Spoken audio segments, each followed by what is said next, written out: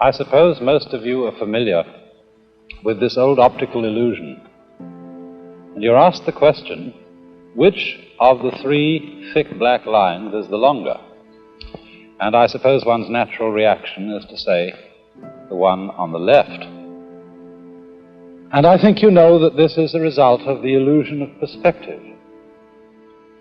But this is an example of Maya, that word from Indian philosophy which generally has the meaning of illusion, or rather, illusions brought about by the acceptance of certain conventions, of which perspective was an example.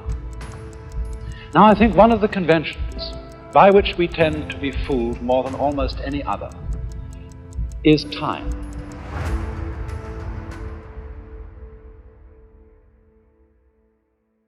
And for all human beings, time is a matter of extraordinary importance. And perhaps this is one of the principal ways in which we differ from animals. Because man has been called a time-binding animal. That is to say, a creature who is vividly aware of the fact that his life moves, as it were, along a line from the past through the present and into the future. Animals apparently live pretty much moment by moment. They don't appear to have very strong memories, but because man has a strong memory, he is able to bear the past in mind and, as it were, cast it forward into visions of the future based upon what has happened in the past. And therefore, although this facility gives man the most extraordinary ability to plan his life, to prepare for future eventualities, at the same time, there is a very heavy price which he pays for it, and especially if he takes this ability too seriously. In other words, if he doesn't realize that the true reality in which he lives is the present moment now. We actually spend most of our time and a great deal of our emotional energy living in time which is not here, living in an elsewhere which is not concretely real. So much so that although we may be quite comfortable and happy in our present circumstances, if there is not a guarantee, not a promise, of a good time coming tomorrow and tomorrow and tomorrow and tomorrow, we are at once unhappy, even in the midst of pleasure and affluence.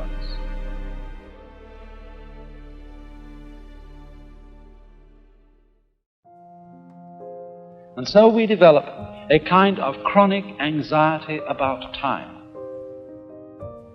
We want to be sure more and more, because of our sensitivity to the feeling of time, we want to be sure more and more that our future is assured. And for this reason, the future becomes of more importance to most human beings than the present. And in this sense, we are hooked, taken in by a Maya, because it is of very little use to us to be able to control and plan the future unless we are capable at the same time of living totally in the present. My goodness, don't you remember when you went first to school? You went to kindergarten. And in kindergarten, the idea was to push along so that you could get into first grade, and then push along so that you could get into second grade, third grade, so on, going up and up. And then you went to high school, and this was a great transition in life. And now the pressure is being put on. You must get ahead. You must go up the grades and finally be good enough to get to college. And then when you get to college, you're still going step by step, up to the great moment in which you're ready to go out into the world. And then when you get out into this famous world, comes the struggle for success in profession or business. And again, there seems to be a ladder before you, something for which you're reaching all the time. And then, suddenly, when you're about 40 or 45 years old in the middle of life, you wake up one day and say, I've arrived. And by Jove, I feel pretty much the same as I've always felt. In fact, I'm not so sure that I don't feel a little bit cheated. Because, you see, you were fooled. You were always living for somewhere where you aren't. And while, as I said, it is of tremendous use for us to be able to look ahead in this way and to plan, there is no use planning for a future, which when you get to it and it becomes a present, you won't be there. You'll be living in some other future which hasn't yet arrived. And so in this way, one is never able actually to inherit and enjoy the fruits of one's action. You can't live at all unless you can live fully now.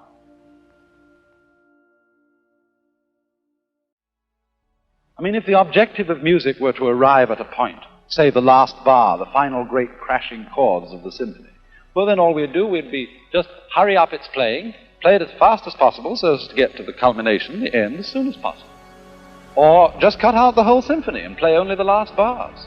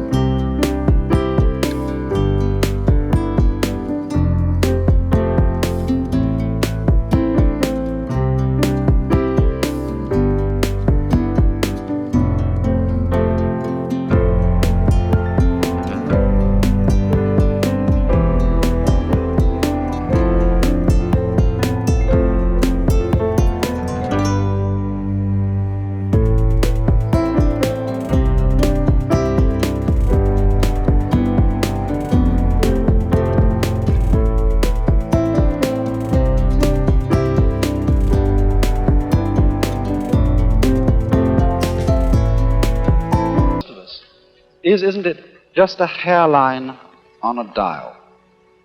And the hand goes by it flash, and there's nothing in it, one after another.